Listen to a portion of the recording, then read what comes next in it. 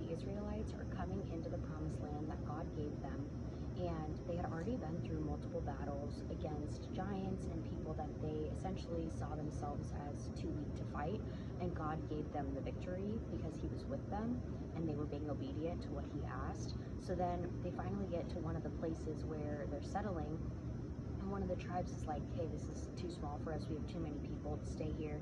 So Joshua's like, then go into the forest and take more land.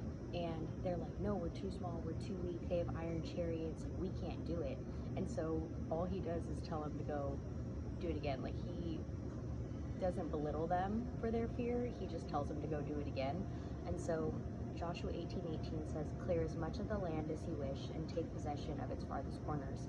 And this just showed me that, like, with God, they could get all that they were courageous to go after. They could stay where they were not growing anymore and live there, or they could have gone after what they really wanted and been thriving and were able to grow in a different place. But if they were not courageous enough to go after it, they would have had to stay where they're at, where they're not growing anymore. So we, with God, can get all we're courageous enough to go after.